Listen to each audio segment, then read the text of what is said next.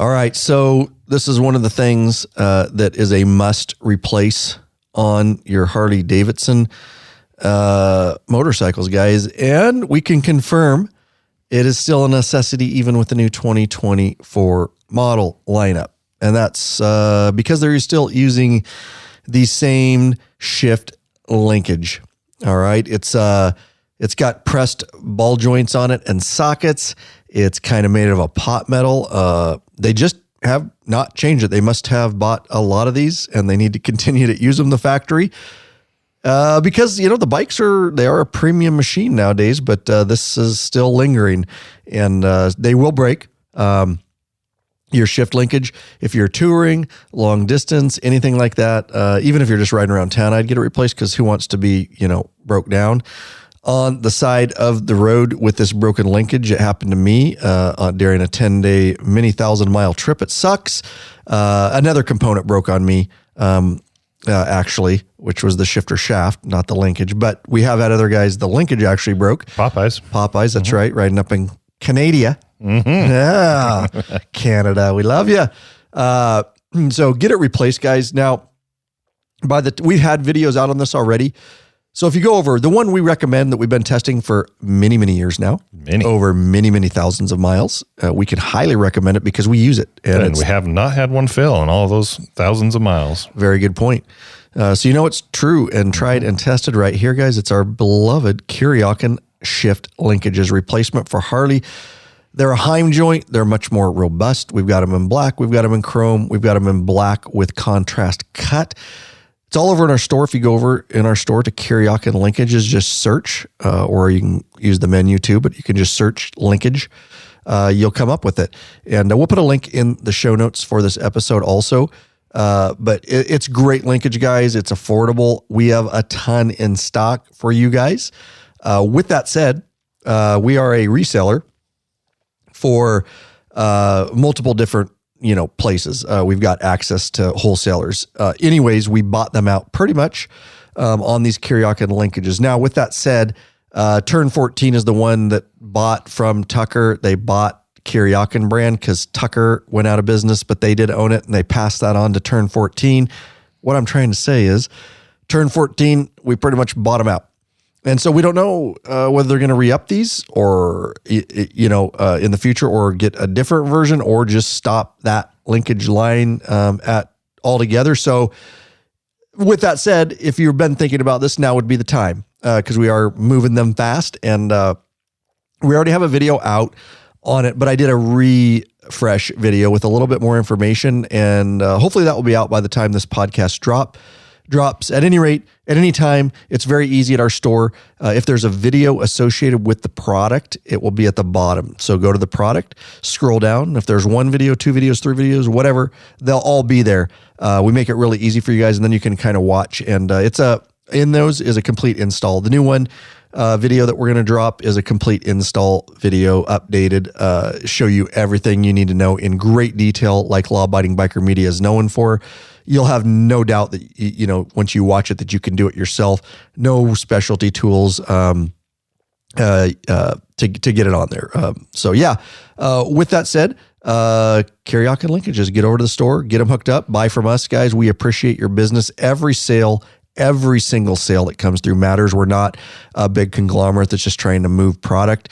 We actually care about our customers. We care about you. We're bikers just like you. We want to take care of you.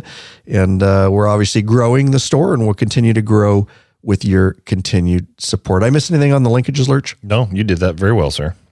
Wow. For once. Want to ride longer? Tired of a sore and achy ass? Then fix it with a high-quality butt buffer seat cushion. Of course, head over to the Law Abiding Biker store while you're getting your linkage. Grab yourself a butt buffer seat cushion. Your ass will never be happier than it's ever been in its life. It'll be much happier than after eating Mexican food and drinking beer the night before. I guarantee you that. For that, you'll need some of our beloved dude wipes. lawabidingbiker.com/fresh-butt. /fresh-butt. Yes, that's how you get hooked up with our beloved dude wipes. So you have a fresh smelling ass, a fresh, clean, minty smelling ass, and then you'll take that nice clean ass and you'll set it on a butt buffer Because who wants to soil their butt buffer? Nobody. I don't want to soil butt buffer, dude. Hey, Bikeaholics. Zero3D has a wide variety of innovative products for your Harley-Davidson and a brand new line for the all-new Honda Goldwing named Gold Strike. I like gold. Top quality, affordable chrome lighting and comfort products. Zero Gold Strike are the motorcycle LED lighting innovators for CAN bus plug-and-play system compatibility. Head over to lawabidingbiker.com/store and check out our full line of Zero 3D products. Oh, yeah, here we go. Welcome back, you freaking Bikeaholics. This is the podcast for the motorcycle majority of the Big MM, also known as the 99%. Large and in charge of the motorcycle scene more than any time in history. By being here, by listening, you're part of what we call the hashtag Biker Revolution. We have just one question before we get started. What are you waiting for, Bikeaholics? Mount up and let us take you on another wild-ass ride. Ryan Urlacher here, your host of the Law Abiding Biker podcast and your high-tech redneck.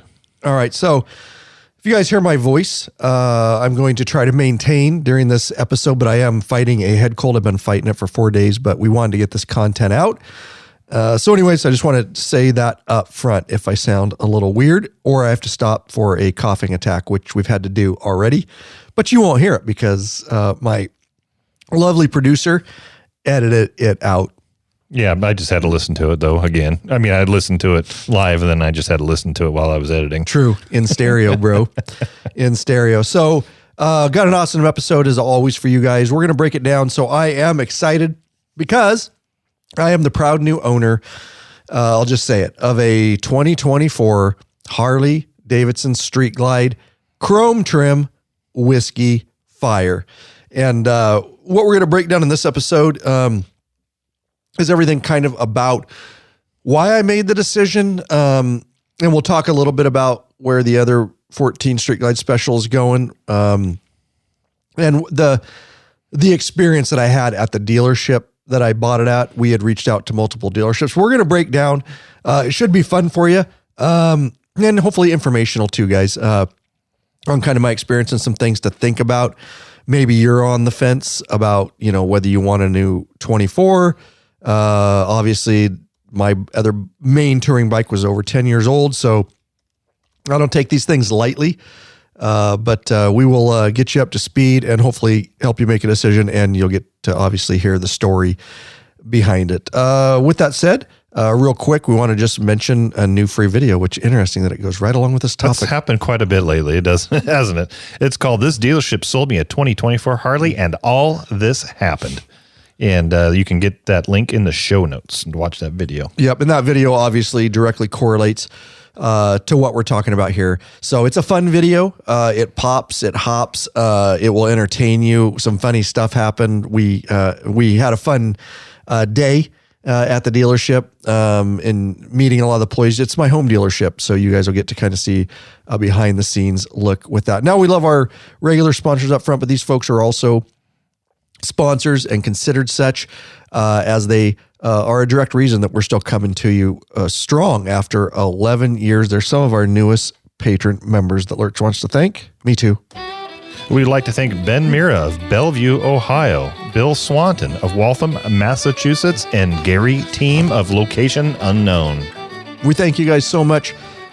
Pledge a certain amount, purpose of content, no risk to you because you couldn't put a monthly cap. There are benefits such as t-shirts and stickers. You get access to the private Facebook group, a troll-free zone, nothing but bikers helping and connecting with other bikers in there. Access to our live video broadcasts and chat, podcasts early, a lot of times months before everybody else gets them.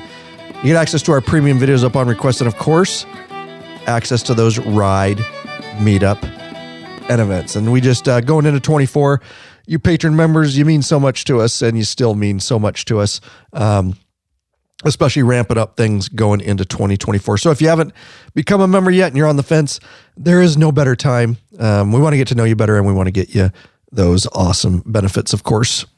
All right, so diving into the main topic here, guys, we're just going to get right into it. So I will say this up front. Yes, I am a traditional chrome guy. All you guys now, you guys that are, number one, Road Glide. All right. We're finally cool. The Road Glides are finally cool. Finally the king arrived. of the baggers has made the Road Glide cool again. They did. You guys made it. But no, I am. And yeah, Road Glide. And I'm just teasing. We always go back and forth, guys. This is all for fun. But the Road Glide Street Glide battle will go on forever. It's nothing that's going to end anytime soon. It will not. Yeah, you definitely, most people like one or the other and have their opinions about it. Yep. I like them both, honestly, but we just tease. I think they both have pluses and minuses. Sure. Although they're pretty much the same bike, really. But with that said, I got to give, I am an OG, and I'm going to stick with my OG chrome trim. And I went with the Street Glide because, all you out there are going to all be riding around your blacked out Road Glides because everybody went black. That got popular. Everybody's got to have black now. And then everybody's got to have a Road Glide now. So I am going to be not blending into the crowd with my chrome whiskey fire. So there you go. I know there's some other guys out there too that are traditional chrome guys. I like the black too. Don't get me wrong. It's just I do prefer just the look of the chrome. And what I really like doing, which we're going to do on this bike, Lurch, we've talked about a little bit. I did a little bit on the 14 Street Glide, is I like I don't like it all black or just all chrome. I'm going to actually take the chrome trim and we're going to put some strategic parts that are going to be black. And I think the black really pops on the chrome. And so then you get a little bit of both. A little contrast. Absolutely. Yeah. So we got a lot of plans for this bike, but I did want to mention that up front. This would be kind of a fun podcast because we've done quite a bit of stuff on 2024 models recently. We did the our predictions podcast. That was episode 357. If you haven't listened to that one, go back and listen to it because we made a bunch of predictions that both of us, partially came true on. And then you got to go down to Las Vegas and, ride the new 24s and stuff. And so this is just kind of a culmination of all that to the point where you bought one. Yeah. So this is like the exclamation point on the 2024 models this year. It's true. And yeah, exactly what Lurch says. So, obviously I had an opportunity to, get early access to these bikes and ride them and experience them. Now, I'm looking at our website right now, and here's a picture of you riding a black Road Glide. You look good on that. You should have chose black. No way. No way in hell. I'm never changing. That is a good looking bike. So early access to these bikes. And so I started. Now, you guys have heard me talk in the past, and I know Lurch and I have talked about it openly here on the podcast. Like, here's the deal. I don't take it lightly. Like, maybe I'm a little bit too financially frugal, responsible, I guess. I see we're a pretty large channel, and I'm not dogging any, that's not about that, but I see some other small channels, and they're buying a new bike every year, and they're buying CVOs or multiple bikes. Let me just tell y'all, that is not from YouTube, because that is whatever personal finances they have. I'm jealous. I'm envious because I don't know how they do it, unless there's just a lot of financing going on, I guess. But so you see a lot of that. I'm more of a traditional guy, consumer guy, even though I've been doing this for 11 years. Yes, we built a business around it, but me and Lurch have talked about it. The reason we built a business around it is because I didn't buy a new bike every year. We built a studio, which we're in a media studio where we film and podcast. And then we bought a store last year building, and we built up. So for me, what I'm getting at is, it's a large purchase, a Harley Davidson motorcycle. To me, it's still a big decision. I really liked for the last, 7 years not having payments because my Harley was all paid off, not having a bike payment. And, so you start thinking about kind of those sorts of things. And so looking at it, me and Lurch have talked a lot. And, we had the 103 twin cam on my 14, and that was the Rushmore. And then we start watching and we're like, okay, you got your 15 Road Glide because they skipped 14 and 15. They came out with the new Shark Nose, which was a huge thing. I actually, like you said, started liking the Shark Nose after that. And then we watched as we got Milwaukee 8s. I was like, nah, twin cam's still a good motor. Fairings are the same. And then in 19, we got the Boombox GTS upgrade. Well, that was easily solved financially for me, where we just grabbed a GTS, and it was a great video and content for us. And I was like, okay, I don't need a lot of guys went and bought, I'm not kidding you, I remember. Oh yeah, went and bought new bikes just to get the stereo. Yeah, just to get that new GTS unit. Yeah. I was like, okay, more power to you. But I was like, tell you what, there's got to be a way to retrofit that. And sure enough, there is. And so we just bought the head unit and put the GTS. So now my bike's just like everybody else. And I love the 103 twin cam. I still love it. 103 high output motor. It's a great motor. They're runners and they sound great. They feel great. Yeah. If you guys know what I'm talking about, all you guys that have had a 103 twin cam, like that was one of the most solid motors. I mean, mine has had zero problems. It's still running. I love the way it feels. You get that true, when you're riding next to your partner with two twin cams we were talking about, you get that true hum, and they just harmonize and they kind of start getting off and then back on. Yeah, they kind of go in and out of sequence. It's really a cool sound. You all know what we're talking about that have done that with that motor hum, just coming and going at the same frequency. And it's really cool. It is. It puts you to sleep. It could. On a long trip, dude. Absolutely. It relaxes me. It's kind of like white noise. Totally. But so looking at these bikes, we kind of predicted it because we had the 23 CVOs come out in late 23. That was the big hype. I got invited down to California right when those popped and got to test ride and review them. And that's where we saw the major redesign that made us, and I know a lot of others, take note and step back and go, okay, this is interesting. New fairings, new bags, new tank, redesigned control clusters, completely integrated digital dash system, integrated signals into the fairing. The back looks different. The bags look a little different. It was a complete overhaul that we were kind of waiting for. We had VVT, variable valve timing in those CVO models, the 121. So now we're at a point where me and Lurch are like, okay, do we want this? And one of the things that we were disappointed at first glance at launch, I'll educate everybody on it because I've learned a lot about it, where we were like, if they do VVT, if they do all the changes and they do VVT, I'll get one. Well, launch happened and no VVT. And so then we're like going back and forth. We're like, well, I'm going to wait a year because maybe VVT will be on the 25s. Then I got invited. Jump in anytime, by the way. And then I got invited down to Vegas at the launch of the CVO Road Glide ST and the regular Road Glide and Street Glide models. And I got to spend time with engineers. I got to spend time on the track. And obviously the 121 on the CVO Road Glide ST did not get the VVT, and the regular Street and Road Glide didn't get VVT. I think we already mentioned that, but so, but learning from engineers and stuff. And as I thought about it more, it made perfect sense to me, and maybe why I don't necessarily want VVT. It's not a bad thing. To put it in a nutshell, here's the deal. Here's everything I learned and experiencing these bikes too is VVT is really cool. VVT is great for the CVOs. It is a great, smooth, very nice power band, very smooth and equal power band. Once you ride it, you'll realize how nice that is. That is perfect for long distance touring. That's what you want. There's nothing wrong with that. You don't need VVT for long distance touring. We've been touring for many, many years without VVT. It's just an added thing. But what happens then is now you have VVT internally, which makes it, they're not doing cam upgrades right now on VVT motors. So makes it much more difficult.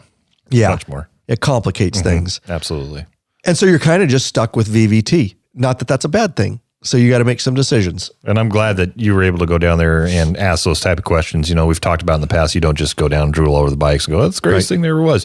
You'll see plenty of that. Yeah, you asked the questions that we as consumers need to know. Because originally I was like, I want the VVT. It's got to be better, right? And then you talked with the engineers and find out, well, yeah, in certain aspects it may be better. But if you like to put cams and tune your bike and do all kinds of stuff, maybe you don't want it. So that definitely changed my mind. I know it changed yours, obviously, because I'm looking at your 2024. Right. Sitting here in my there. beauty. Yeah. So I just, you know, as a consumer, appreciate that you ask those types of questions and bring back that information so that our audience can listen to it and make good decisions when they're deciding to buy a new bike or not. Yeah, nice, bro. I appreciate it.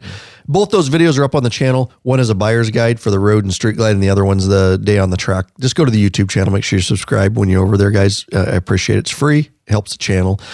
But it's a little more succinct information. just down and dirty. But so yeah, you're talking about, performance. Part of the Harley experience for many of us is, that's why I'm not a CVO guy. If you guys wondered, like, the ST's cool, but the deal is, as we broke this down and in the videos and with talking with engineers and stuff, and as I started thinking about it, here's the deal.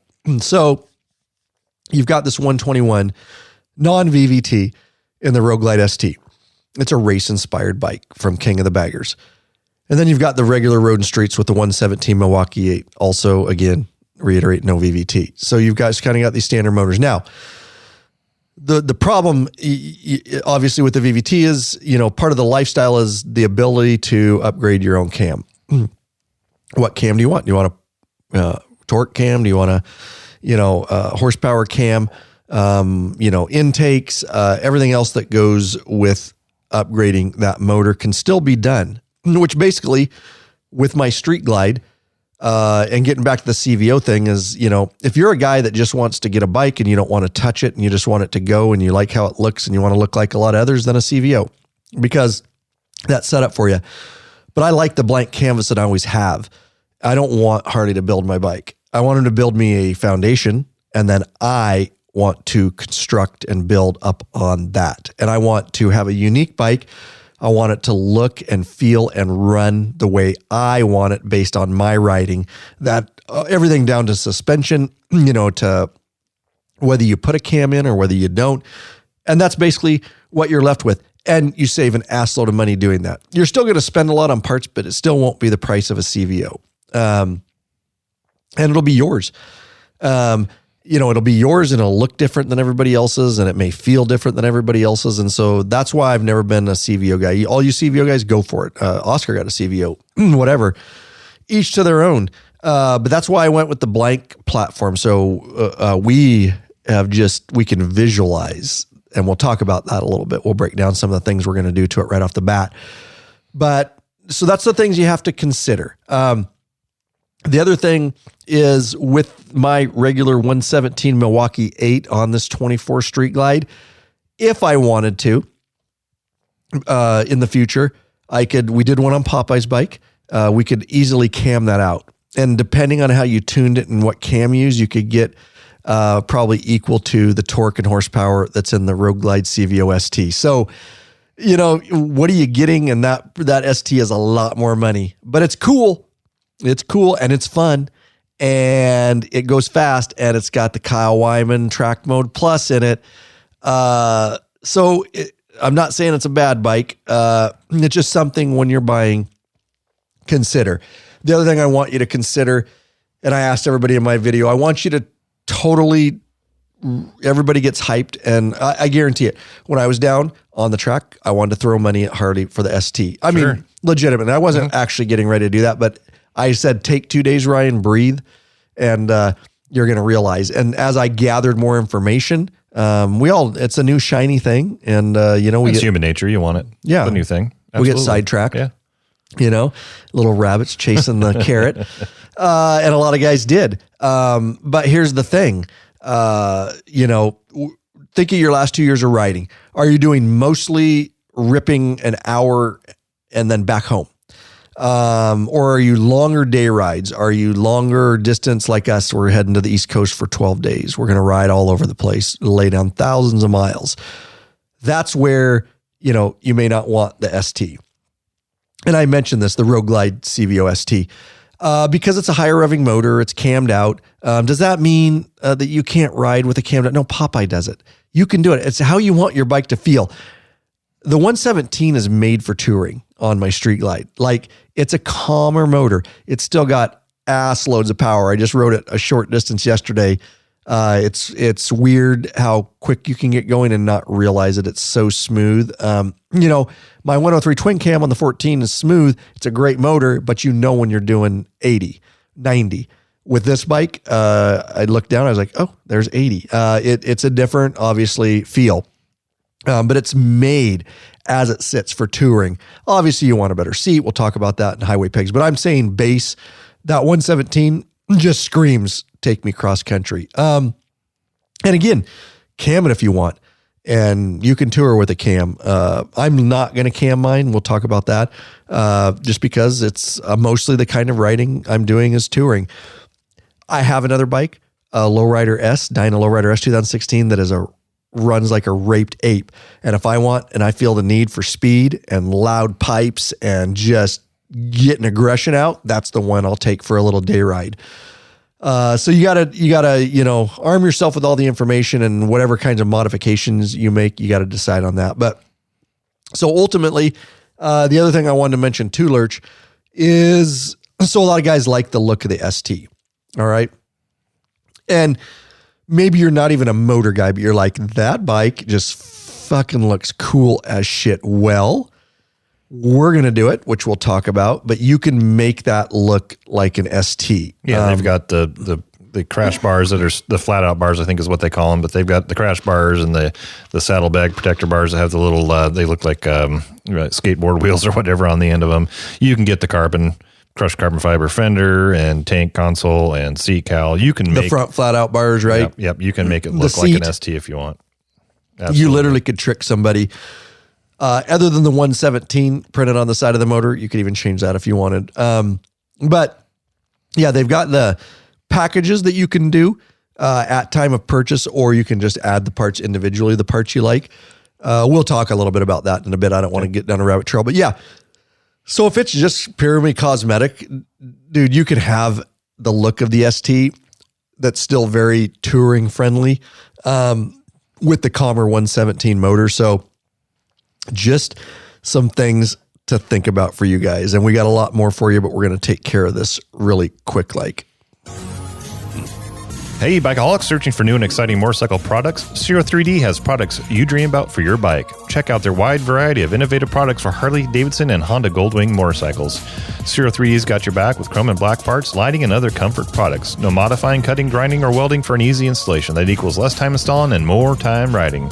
Zero3D has a design team of riders with over 40 years of experience with a passion for design and innovation.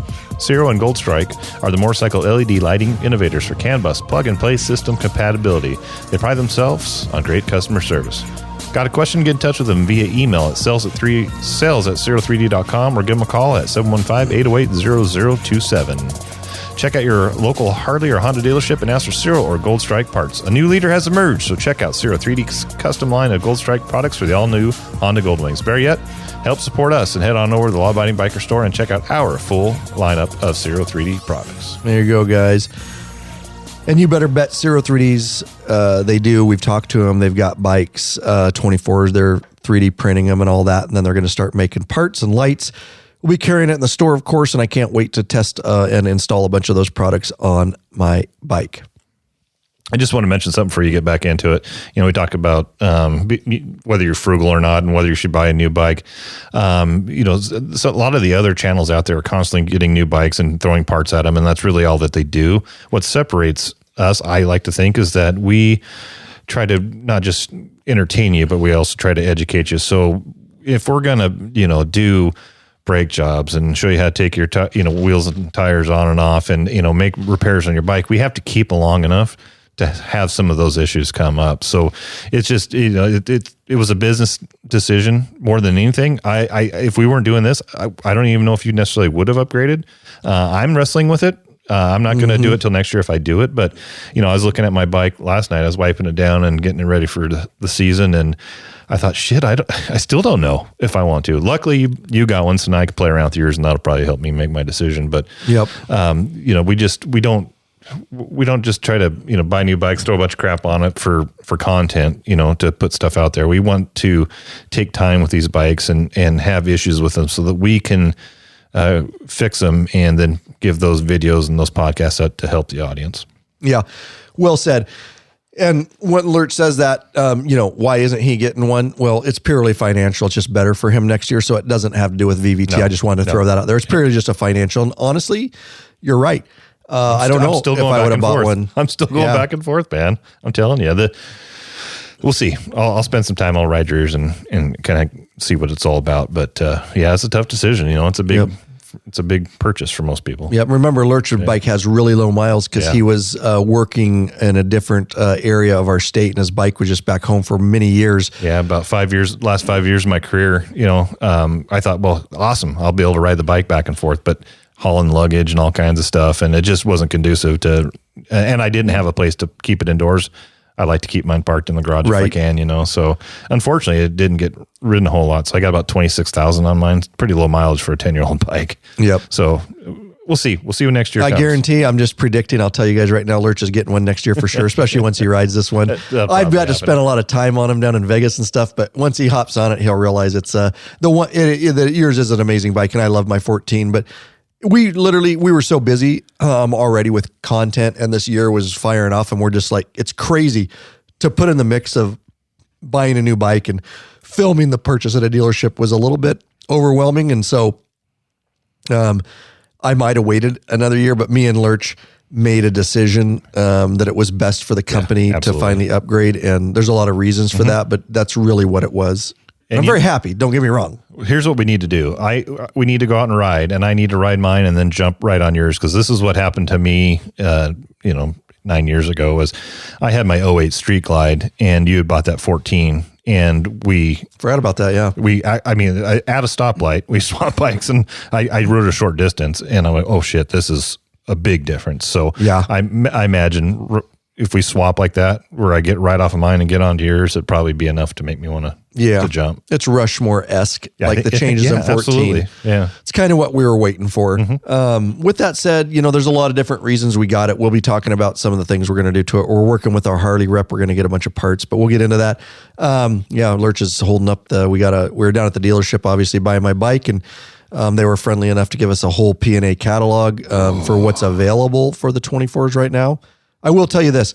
One of the big reasons, of course, is the complete change with the new, everything's no analog. It's all a completely huge digital dash integrated infotainment system on this 2024 models, on the ones that got upgraded. Obviously, if you guys didn't know, the regular touring lineup, as far as your ultras and all that, they did not get the upgrades. We expect that in 25. I have no insider information, but that would only make sense.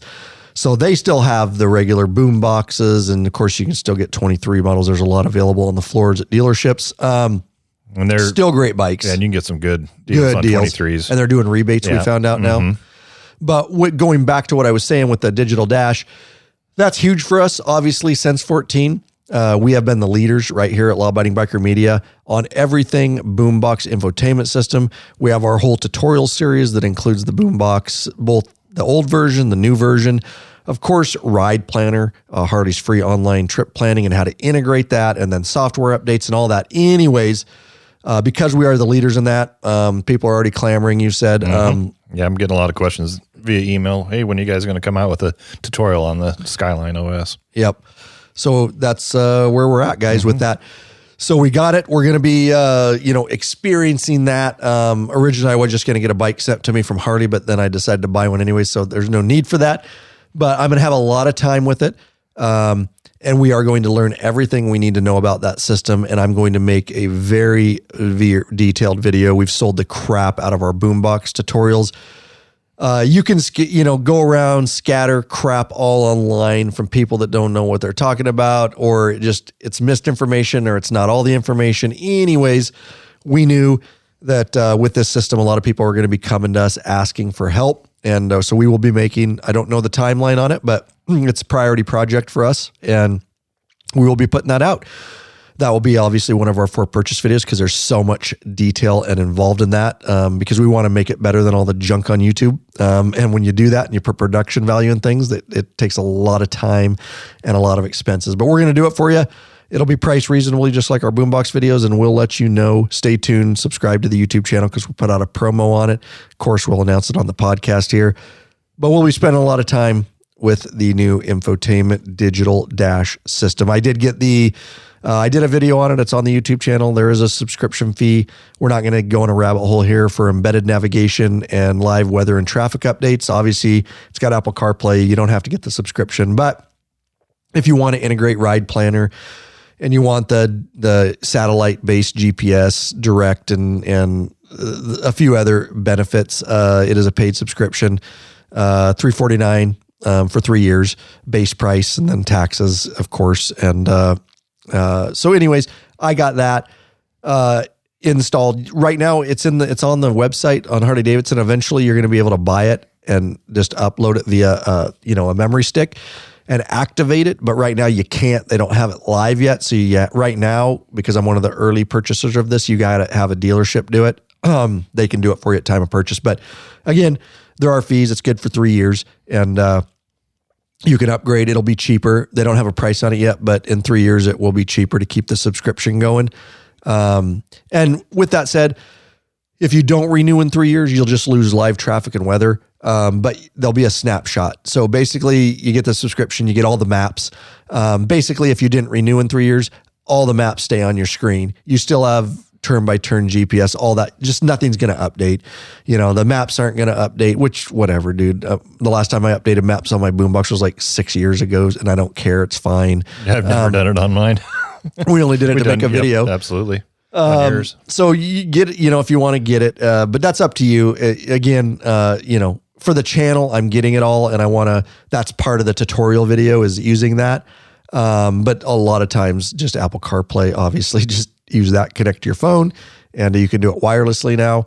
And we'll have a lot more information coming. I do have 2 videos up on the channel, on the YouTube channel, a lot of information about the new system and the embedded navigation, and in regards to headsets and headset compatibility and reverse compatibility and forward compatibility, and Harley switching to Cardo and from Senna. And it's a mess, but I make it, once you watch those videos, it will not be a mess for you anymore, because I got all the answers direct from engineers. I share it all in those videos. So with that said, Lurch, what do we want to move on to? Dealership experience. So obviously, I reached out to a handful of dealerships, I believe about 5. Now, I didn't just reach out to any dealership. I reached out to ones that already had a seemingly good reputation. There's some dealerships that I won't even call. Dealerships vary greatly throughout the United States, especially. I don't know, so much the rest of the world, but I know that to be a fact here. And there's a lot of dealerships, not a lot, but a handful that do a lot of crazy stuff and some shady stuff. And then there's the ones that are really forthcoming and, easy to deal with. So with that said, I did shop around and talk to a lot of different dealerships on exactly where I was going to get my bike. Now, one of those dealerships was, of course, I'm going to reach out to our hometown dealership and talk to them too. And the name of that, it's right here on North First Street in Yakima, Washington. It's called Apple State Harley Davidson, Apple State Power Sports, and talk to them. Obviously, I would love to keep my business local. That would be phenomenal. And we had talked to some out-of-state dealerships, and so there's logistics involved with that. Not that we wouldn't have done it, no big deal. I literally was just in business talks with a bunch of different dealerships, and the back of my mind going, how cool it would be. Haven't bought a bike in 10 years. How cool would it be to buy it right here local and keep the business local? And of course, we know a lot of the personnel in the dealership. And so at the end of the day, it took a little over a week of meetings and talks and things like that. I was like, okay, yep, we nailed it. And we were very happy that Apple State Harley Davidson stepped up and said, yeah, let's do it. Let's here's the deal. We'll get you this bike. And we worked out a deal. And of course, we wanted to film the whole thing and experience it and put that out on the YouTube channel. And so by the time this comes out, that video will be out. And so that made for a very hectic last 4 days because I'm fighting a head cold, and head colds never come at a good time. No. I'll just tell you that. And we've been busy. Yeah. And then we had an interview coming up, which will be out before this, with Kyle Wyman and James Rispoli, Factory Racers, for King of the Baggers. Hope you enjoyed that episode. But we just had a lot of different stuff going on. But it was go time. And I had made the deal. And of course, I want to get the bike, and we need to film it all. So we didn't know when the bike was coming in. It was on a truck. They actually, before I purchased it from them, it was already en route, believe it or not. They already had been slated for this chrome whiskey fire. So that was really cool. And we wanted to film it. So of course it'd be cool to get it coming off the truck and all that, which we did. I talked to the dealership, and they got social media guy and got his phone set up with the right quality and frame rate and everything in video, just in case I couldn't make it. Because basically, they don't tell them exactly the time and day. They said within this window, we're going to deliver. And then when the truck gets there, they got to get it off because the truck guys got to go. And so we were basically on standby, had all the film gear packed, ready to go on a whim. And I remember I slept in just a little bit that morning because my head, but we were able to get footage of it coming off the truck. They gave us a call. We both hustled down there, and we actually decided we weren't sure if we were going to, just get that and then take possession of it. It was really in the air. It was running and gunning. Yes, it was, as usual for us. we were running with our pants down. Yeah, we try to be as organized and plan as much as we can. But when you're dealing with others, sometimes you have to go with the flow. And so we went with the flow that day. That's a fact. Yeah. And, and granted, the dealership's never done this before with, we're a large YouTube channel and a large podcast. And so they weren't sure what to do either, but they just pretty much let us have the reins and just, you do you. Yeah. And so, of course, they gave us access to everything. And so it was really cool. Went down there. Obviously, I know the head mechanic down there. He works on all our police bikes. I've known him for many, many years. He's been at that dealership forever. And we got the bike. It's in the service department. And fortunately, you'll see in the video, guys, it's a very fun video. Please, I'm not going to tell you everything that happened, but you definitely need to watch it. It's fun. And obviously got to see it go back on the lift. Interestingly, we learned a lot. You'll see it in the video. It's really cool. Kind of, if you want to see part of that video is behind the scenes of what they actually do to get your bike ready before it goes out the door that you don't get to see. We had access back to the shop, the lifts, and Ray down there at Apple State did a really good job kind of explaining things, realized and worked around. I know we took him out of his routine. He likes to do certain things a certain way. But he was very flexible because he knows, I know him and he knows we wanted to get particular video shops, but they basically run he called it a birth certificate. Now it's a condition report, but essentially, some of the things that you'll see in the video they're real brief, but the windshield's not on, obviously, with the roadies, the handlebars are down. And he's got to do a whole inspection. And basically what they do is hook it up to Digital Technician 2, their proprietary Harley software, hook it up through the CAN bus, system. And then they fire the bike and they get it up to 195.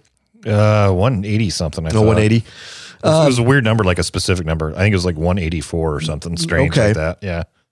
They have to get it up to a specific operating temperature. Obviously, these new bikes are water-cooled heads, which is really cool. But they get it up to a specific range, and then basically the software is recording. And so what they're doing is they're taking a snapshot in time. Number one, to make sure everything checks out, right? And this bike's ready for the customer. But number two, which was really fascinating, is everything's a computer. He said, the right control cluster is like a little computer, the left control cluster, the ECM, the BCM, they all got to talk to each other and they have to have this rhythm. And basically what they're doing is recording a snapshot in time. And what that allows them to do, so they'll have that on file for my bike. It goes to the big database, the mothership.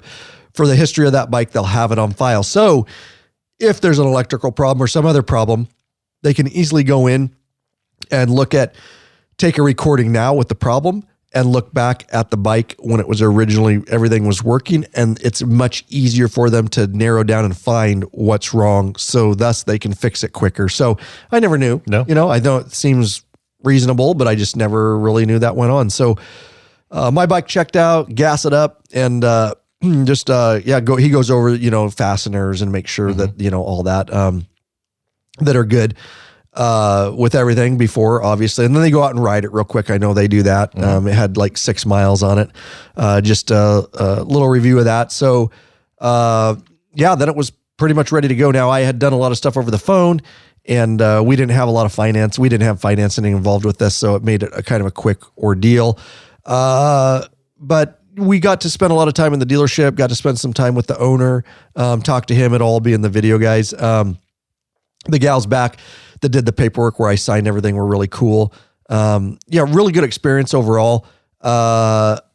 If you guys ask, no, that I've talked about in the past. I listened because I'm always curious. It's just, I gather information for you guys. I listened to the warranty spiel. But as you guys know, if you've listened to me for any length of time, I'm not a warranty guy on Harleys, especially these days. I never want to be limited on what I can and can't do to my Harley because I spent thousands of dollars on a warranty, an extended warranty. I just don't like it. And I don't think they're completely worth it. And I know people cringe when they hear me say that, but that's just my take based on experience. I had my old warranty on my 14 before I knew better and never used it. And it was a lot of money out the door. And I get it. I'm not saying don't get a warranty. I'm saying evaluate it. If you're going to leave your bike completely stuck, I don't want to be told what kind of tuner. I don't want to be told if I can put an aftermarket cam. I don't want to be told what it's my bike. It's a platform. I'm self-insured to a certain extent. If something does go wrong, I feel like we can go ahead and fix it, and that's a big part of deciding to buy a warranty or not too. Is it, can you afford the few extra bucks a month, or can you afford the few $1,000s if something big goes on? Right. So it's an individual decision for everybody. But, which, by the way, you guys know is rare. Warranties, they make an ass load of money off warranties. Absolutely. Ass load. They aren't giving it to you knowing that they're going to spend it. They know that most customers will never use it whatsoever. Right. It's like insurance. Correct. Exactly. So just be aware of that.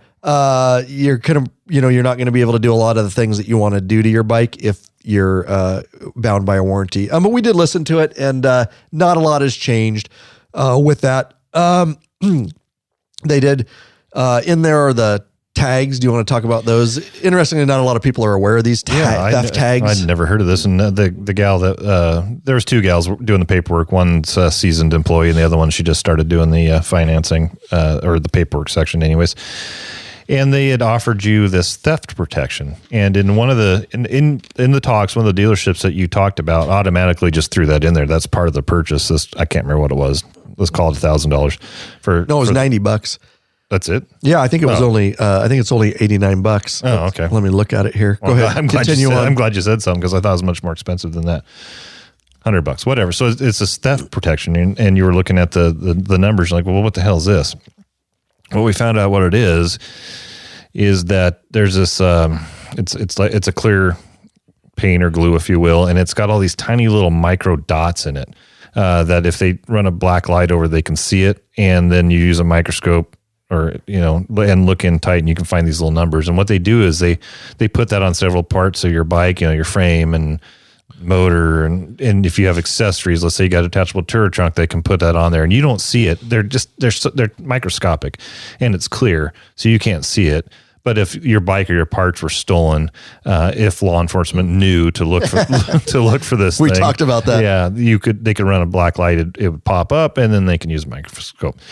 So the one of the dealers, I just automatically did that. It wasn't an option. Our local dealer, they offered it to you, but they didn't try to charge you for it without your ability to decide whether you want it or not. But it is a neat idea. But as a prior law enforcement officer, and you as a current law enforcement officer, we didn't even know this existed. So we don't carry black lights, no, or microscopes, Don't know what database this goes into, or how to even check it. So. I think it's a feel good thing. Yeah. Some big task force that's doing nothing but auto thefts. They maybe. Yeah. But I guarantee they've never trained us at my department. We've never heard of it. We don't carry black lights. We don't carry microscopes. So that's just not. So a lot of these things sound good.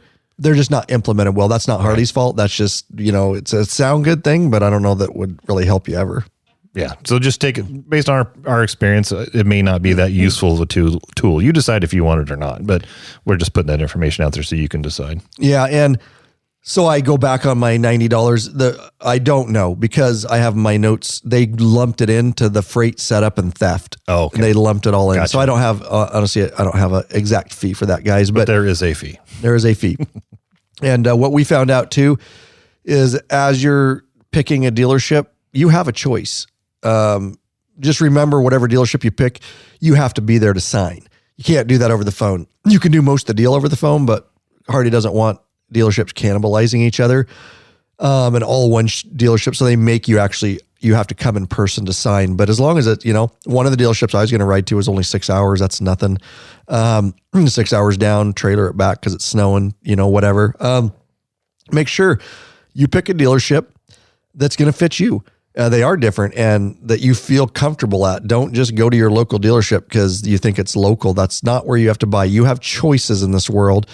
A lot of these dealerships, especially the ones that are doing crappy stuff or overcharging stuff, they need to know that you do have choices, and I would not give them your business. So I would do your research.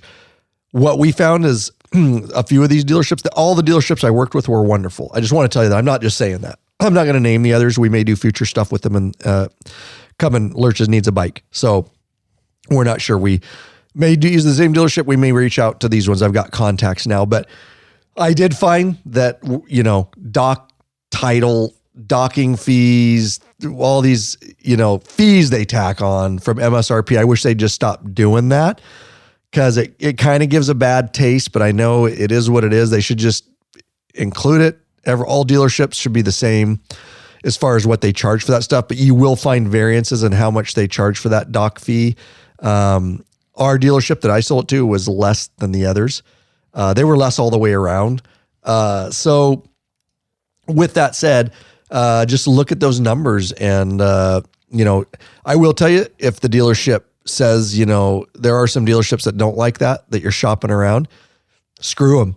If you don't like it, then I won't buy from you. And if they say anything like, oh, are you shopping around? Yeah, hell yeah, I'm shopping around because I'm buying a $30,000 bike.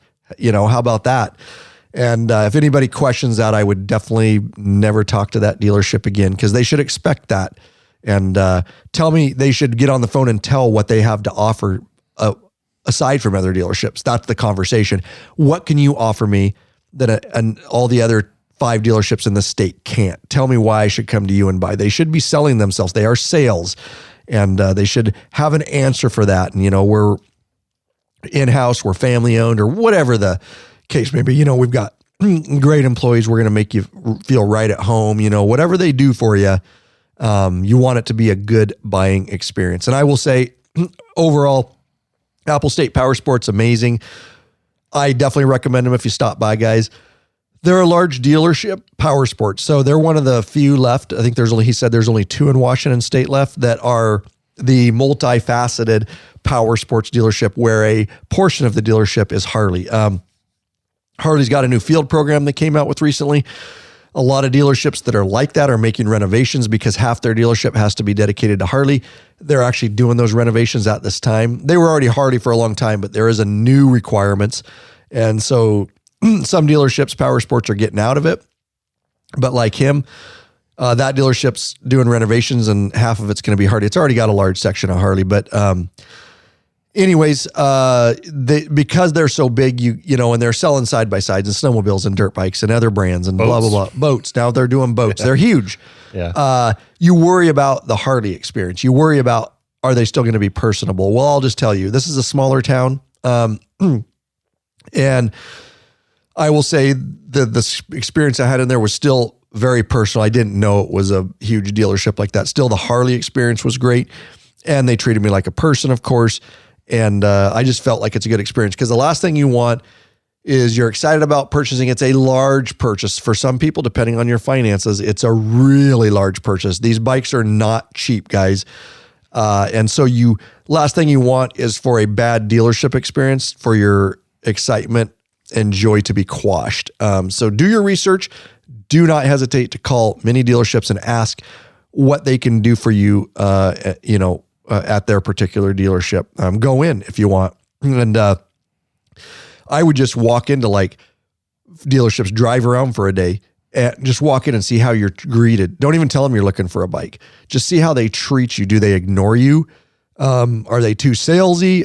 And just feel it out. You'll get a feel for the dealership that's going to be right for you. You have anything on that, on your experience down there, Lurch? It was very good. It is a large dealership. And when you walk in there, it is packed. I mean, the amount of side-by-sides and four-wheelers, I mean, they got everything you want down there. But you could potentially, you would assume maybe something like that's that big may not feel as personable, but they were very great to deal with. It was a great experience.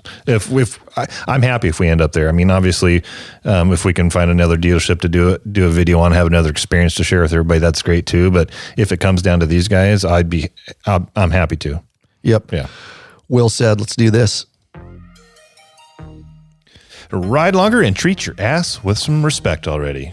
Get hooked up with a premium butt buffer seat cushion. This company of bikers developed a super thin, hospital-grade seat cushion made of solid and elastic materials, and it's unlike gel pads that'll leak if punctured. Oh, my ass is leaking. The butt buffer is designed not to slide around your seat, fits all motorcycles, installs in seconds, easily cleans, and helpins those damn vibrations. With plenty of miles to choose from, they'll assure you have a comfortable ass when riding. Head on over to the Law-Abiding Biker store and check out our full line of seat cushions. There you go, guys. A butt buffer will definitely be going on my bike. Oh, absolutely. Because especially for long distance, because we're going to talk about parts now and what's available, because there's not a lot right now. Not much. It's going to take some time. Yeah. So let's talk about that. So parts, guys, we've got a lot planned for this bike. Obviously, it's going to be a plethora of content. Everything down to docking hardware installs and passenger docking hardware. And of course, you already know, guys, I'm switching out to our beloved Kuryakyn extended brake pedal. We just did a video on that. We sell them in our store. Once you use it, you'll never go back to stock. That's another thing. They haven't changed that darn pesky stock pedal. It's up too high. It's over. It's not comfortable to get on, and it's safety wise. It's high to get up. Your toes under. There's a lot of reasons. I put out a video. Go over and check out our Kuryakyn extended brake level in our store, brake lever. And like I say, once you ride it, you'll understand exactly what I'm talking about. I'm never going stock again, but that's going on. A lot of different products from our store. We're going to be doing intakes. We're going to be doing tuners. We're going to be in a fuel pack 4 from our store, from Vance and Hines, stage 1 air intake, headers, exhaust, a lot of stuff from our store. Now, here's the deal. Like we said, we're a drag dealer, Parts Unlimited, so we're going to be doing a lot of different stuff. We're going to have access to parts, but the aftermarket companies, remember, they just got these bikes. Mm-hmm. So they're 3D printing them like Zero is. They're doing all this stuff, so it's going to take some months and a better portion of this year because the other bikes have been out for 10 years. It would be great, and I know this would never happen in real life, but it would be awesome if Harley could get this information to especially the bigger aftermarket companies ahead of time. But the problem is it's just it'll get leaked. It can't happen. But unfortunately, when something major comes out, just like with when they did the Rushmore project, you just got to wait. Like when my Rogue Glide came out, I had to wait for bars for a while before somebody made the bars out to work on them. So it's just one of the downsides. But in the meantime, there is some Harley stuff. So we're going to do some Harley parts in the meantime. And then as the aftermarket, Clockworks and Zero and all these different companies come up with stuff, then we'll start Vance and Hines and we'll start doing some of that too. Yep. So basically I've got a contact obviously over at headquarters that, direct contact with Harley. And he had told me, he's like, hey, if you purchase this bike, hit me up. We're pushing some stuff and we'll get it over to you and for your review and install and all that kind of stuff. So with that said, remember, this isn't just a new year. It's a whole new redesigned fairing. The exhaust is different, right? Ray was saying because the headers are different because they had to go around the I can't remember which part, but they're shaped a little differently. They're shaped. So this is big. The other bikes were easy. 24 is coming out. It's still or 23. It's a Milwaukee 8. It's got the same fairing, right? Well, these are 24s. Yeah, it's the same Milwaukee 8, but there's the radiator stuff too. You've got water cooled heads. You got a different little radiator down there. The bags are a little bit different. Obviously, the docking hardware we found is the same. But anyways, there are some things. Seats, guys. Real quick, seats won't fit. And that's direct from engineers. I found that out down in Vegas. We asked that question. So a lot of years from 14 to 23, the seats all interchanged. And I have a Harley heated hammock, although that's going to the new purchaser of my bike, which we do want to talk about before we take this episode out, where the 14's going. But so there's not even a heated seat yet. So complete redesign. It's going to take companies. You get it. Harley, obviously, likes that because guess what? They've had the last 2 years to get their parts P&A and all these parts for this new, because they knew it was coming. So they're like capitalizing, obviously, because if you want parts right now for your Harley, that's where you're going. And so with that said, we're going to get, I think, some of the general ideas. We got to reach out to our contact and see exactly what we can get. But some of my ideas, and it's cool. It's cool to do Harley parts because a lot of guys, you know, they want to stay exclusively, and there are some cool looking parts. Don't get me wrong. Obviously, we've got to go. We always recommend Harley heated grips. Now, we have our awesome heated grips video, guys. Been selling it for years. It's been a very universal process. lawabidingbiker.com/Harley heated grips, I believe, but just search our website for heated grips. And these install just a little bit different. So we're either going to make a completely new video. That's one of our 4 purchase videos, high-end videos, or we're just going to add it as a video file. But we haven't decided yet. But nonetheless, it is a little bit different. I always recommend, not always recommend a lot of OEM stuff, but I do recommend the Harley heated grips. They've always been really good, really solid. They get the hottest, it seems like. So we will be obviously doing that. Some other ideas we have are, you know, I definitely like the flat out bars. Yep. I think they're badass looking. Mm-hmm. For the saddlebag protectors, and the crash bars are also flat out bars. You can get those. We might get some of the ST parts. We don't know how those are going to work out for highway pegs and stuff, right. But that's why it's going to be great to get this stuff in our hands. So if we can find, hey, we got a good option for you for highway pegs, even with the flat out bars, crash bars. If you guys don't want to know what I'm talking about, just looking at ST, Road Glide CVO ST. But we're going to get those. It's going to be nice to have this stuff in our hands, and that's why Harley wants to get in our hands. We can really review it and tell you guys what works, what doesn't. Of course, how to install it should be really, really great content. I'm probably going to do obviously a high flow intake. We may tune it right now, even with a Screaming Eagle, or we could just go right to the FP4 because we do have fuel pack 4s available in our store. We're making some decisions. We've got a lot of ideas. Seat, we got to come up with a seat option right now. Of course, no matter what seat we get, the butt buffer for long distance. Even with the hammock, I put a butt buffer on it from our store. Obviously, we're going to start decking it out. We did find this information out. Lurch did. He took a biker gripper down. You want to tell him about that? Yeah, so the controls are a little bit different shape, and so we wanted to make sure that the biker gripper fit because in particular, the 23 Indian Pursuit, the way it's shaped, you need some longer spacers. So we took a biker gripper down right there as you were purchasing, and I went over and mocked it up, and the biker gripper will fit. Yep, there you go, guys. So that'll be going on quickly. And even if it wouldn't have, we would have just included extra spacers or something, but we needed to know, like, do we need to change manufacturing to add an additional bit length of bolt or spacer? But it comes with 2 sets of spacers, and the longer spacer works just fine. There you go, guys.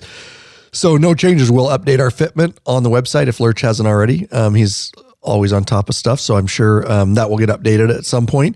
But so the biker gripper cell phone mount continues, and it's actually really good news for us because we don't have to retool and all the inventory we have. We'd have to put stuff in packages, whatever, bolts or spacers, but have no fear, you are good to go there. So lots of projects coming, guys. I'll have the bike on, we're going to do the East Coast Patron meetup this year, and I'm going to have it over there, right at East Coast. We got a lot of stuff. Of course, Sierra cup holder, #1 going on there. Biker gripper cell phone mount. I got to have my drink, got to have my coffee, my water for long distance touring. My biker bobble girl with her shaking boobs in the Law Abiding Biker store. Just look up biker bobble. She's sure to keep you awake and make you smile every time you look down at her bouncing boobies. But all that stuff going on it. And of course, all the stuff that was normally in my saddlebags, my cruise tool, RTH3 emergency roadside toolkit, my tire repair kit, all in our store, guys. First aid kit, of course, in there, and then heated gear and rain gear and all the other stuff that is in there, guys. Will be transferred over now. I did sell right before this, guys. You may have seen it on social media. I posted it everywhere. My 2014 Street Glide Special. Yeah, it would be cool to keep it, guys. It made history here. It was one of the first bikes on the channel. I grew the channel with that bike. We have other bikes too, of course, but that was my main touring. Everybody knows me for my Amber Whiskey 2014 Street Glide Special. So it's going to be weird, I know, for a lot of you to see me on a different bike. And yes, it would have been cool to keep it, but even cooler is to sell it, not just to sell it, but it's sold to a community member. So in less than 6 hours, I put that thing up on social media. Me and Lurch it's just not worth keeping around. It's just going to sit and look pretty. And obviously I could invest that money back into a new bike. So within 6 hours, beloved patron member Russell Roberts decided that he wanted to buy it. And he's over in Tennessee. I know a lot of you guys know that. He's been a longtime patron member. And got on the phone with him. I was like, this is so cool. Technically he doesn't really need the bike. He's already got his main touring bike. He's running a Honda Goldwing right now. But he wanted it. And just to have it in the family and for the nostalgia of the bike. And I know there's a lot of different reasons he bought it. We talked about some of those, but those were some of the key ones. And so I'm very proud to say that it's going to stay in the family, so to speak, the patron member family. And I know he'll be posting pictures of it. And it's so cool that I know where it is. And I know it's just a bike, guys, but they become a part of you. And I would have sold it to anybody. Obviously we needed to move it, but the fact that a member bought it was just, you just don't know that how these things are going to pan out. And it's just like it was meant to be. Oh, you look like you had something to say. No. So I'm just looking at you. So it was almost like I was waiting to see if you were going to have a coughing fit. Yeah, no, I'm good. So yeah, the fact that it's staying in the family is really, really cool. That's cool. And so it's going to stay here, guys. And because he can't pick it up, he's in Tennessee till sometime probably after June. But we just, because it's, how we want to roll, we just did a complete service and oil change on it for him, got it ready. We cleaned it all up, bug slided the hell out of it. It's clean, fresh oils, fresh filter. It's ready to go. So what we're going to do with it temporarily is display it we're in the media facility here, but our store facility, we're going to take it down there. We're going to put it in the showroom where a lot of our merchandise is, and it will be sitting there. So if you're in the area, if you guys didn't know, always hit us up if you just to make sure, because sometimes Lurch has to run to pick up shipping and product and things like that. Sometimes we have it delivered. Video products or podcasts or whatever. I shoot our store hours. We shoot to be open Monday through Friday, 9 to 5. But yeah, I highly encourage you, especially if you're coming out of the area, to email us, sales@03. That's the wrong one. Or just the contact form at the store. Use the contact or sales law-abiding biker and just reach out and say, hey, I'm going to be coming through with me at 1, just to make sure he's there. Like I say, he has to run. We have stuff. Sometimes it gets delivered to my place. And so, but he's there a lot. Yeah. And if you want to see the store, obviously we're still heavily online. That's our main bread and butter, guys. I mean, it's so easy to just order online and ship it to you. But for whatever reason, you want to see the store and want to see the facility and you want to see the bike on display there. We hope to do more bike displays there in the future. It will be there and it will be sitting pretty, plugged into one of our beloved battery tenders that we sell in our store to keep her up to par and ready for Russell. So when he comes and fires that thing up, it's ready to go, but it will be in the store. But overall, I'm super excited. Obviously to have a new bike. I just looked at it. I got a bad head cold, but I just want to go ride it. I do need to crank down before June. Obviously shouldn't be hard. We're going to crank down sooner than later 1,000 miles on it so we can, obviously we're going to service it. No, I don't take it to the dealership for the 1,000-mile service. It's no different than the 5,000, guys. It's just a break-in service. So our awesome videos we have over at lawabidingbiker.com/Harley maintenance or buy videos/buy videos. We've got it for the Milwaukee 8. We've got it for the twin cam and all that, guys. Of course, we're not going to take it to a dealership and pay $500, $600 for a service. We're doing it right here. You can too. Those videos are very, very popular. So no need to do that. We get that question a lot. They say, I got to bring it in. It's a 1,000-mile special service. No, it is not. It's just a break-in service. And they just, you're going to get a lot of shavings from the tranny and all that in the oil. And so they just want to dump that right away and get fresh stuff in there. And then you're good after that, you're good every 5,000 miles. And of course we show you how to do that. And it's no different. The 117 is still a Milwaukee 8. It's a few more cubic inches, but everything else is exactly the same. But yeah, excited to get out and ride it, break it in. I want to get the 1,000-mile because then we're taking it on the East Coast trip. And I certainly don't want to be in the middle of an oil change on the trip. So we'll be using AMS oil, obviously. And I want to get the stock oil out of there right away. We want to get it They use Harley Sin, which is fine, but we're going to get AMSOIL up in that baby. Just get AMSOIL deep up in that motor and that trans. Of course, we sell AMSOIL right in our store too, guys. It's our favorite synthetic oil. I've been using it for well over 10 years now and absolutely love that stuff. So with that said, look forward to seeing me on a new Whiskey Fire. And it is a cool color. It really looks totally different indoors under regular lighting. And it looks totally different in the shade. And it looks totally different in the sunlight. It literally takes on somewhat of a different persona, if you will. That's one of the things that I really liked about that color. So there you go, guys. We do love our sponsors up front. And, our Patron members. We want to get to know you better. We want to get you benefits. But hey, if the only way you can support us is through a flat donation, we never balk at a flat donation. We want to thank the following people. We'd like to thank Chris Cole, Anelito Ferrio of Marathon, Florida, Michael Land of Livingston, Texas. We'd also like to thank Bill McCarrier of Butler, Pennsylvania, John Collicott of Colorado Springs, Colorado, and Justine Parnell of Attica, Indiana. There you go, guys. lawabidingbiker.com/donate is how they left a flat donation. And we really appreciate it. Helps put a little fuel in the Law Abiding Biker gas tank. So we can keep this thing running on down the road. Yeah, buddy. We do appreciate those flat donations. And just to mention some of those flat donations, guys, are people leaving tips at time of purchase in our store, which is very humbling still. Hard for me to wrap my head around. You're already supporting us as a bootstrap company and store of bikers, but then you're leaving a tip. And that never ever goes unnoticed, and that's why we like to throw these into the show notes to let you know if you're donating in that fashion, how much that is appreciated too. And so I hope it was a great episode for you guys. It was fun reminiscing. The video is out, of course, on the YouTube channel. Make sure you check it out. There's a lot of humor in it, and you can see I got to peel some plastic off the bike, and I had to try to sneak it. Yeah, and then blame it on you because the Harley mechanic didn't want me screwing up his process, but then I, behind his back, peeled some more. And we did a whole bunch of funny stuff. I was trying to get passwords to the computers from the parts guys so I could order parts, but they wouldn't give me their passwords and stuff, and I was trying to guess them. And we had a lot of fun.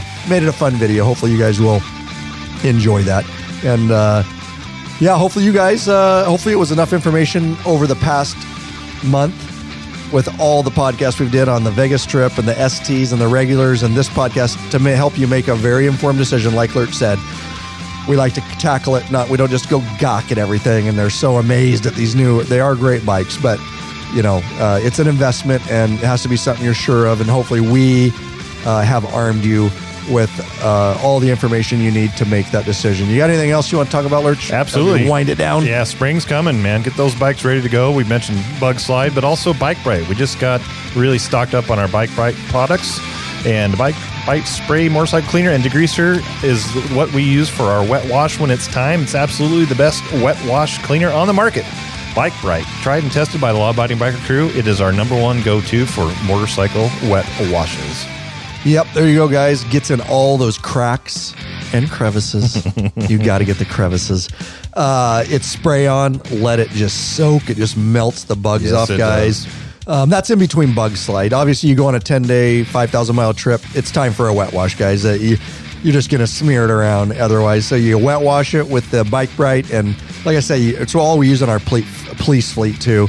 That's how we clean all our police fleet of bikes. And, spray it on. It literally melts the goo and junk off, guys, and then you can just spray it off. It is amazing. I do scrub a little bit on the fairing with it, especially after where they've been baked on. Just a little scrub, but it really does melt them, loosen them, and all that foaming action gets up in all the fins on your motor, and it just takes a lot of the work out of it, and it smells great. And, of course, then, once it's clean, then for maintaining like we do with our police bikes before a parade, every couple days, we'll just give it a quick Bug Slide, get the dust off of it, and all that. Both those products we've been using for well over 10 years. There's a reason that we carry them in the Law Abiding Biker store because there are a lot of other crazy cleaners on the market. But right now, we haven't found anything that's as affordable and as effective as these two cleaners. And there's another plethora of products too in there. We've got Moto Black, which we're probably going to do on Russell's bike before we give it back to him. Yeah. It basically cleans up and makes the fins and your transmission, you know, all the black powder coating, so to speak, black wrinkle coat. It gets all that looking perfectly black again, just like it come off a showroom floor. We've got helmet refresher, liner refresh. I use that on my police sweaty motorcycle helmet to refresh it and make it smell good again. There's leather saddlebag stuff. I mean, we have a whole plethora of bike bright polish. Yep. And we also brought in some helmet anti-fog for you guys that don't have pin locks. That'll help you in springtime. There you go, guys. Appreciate you shopping in the store. Peace. We are out of here.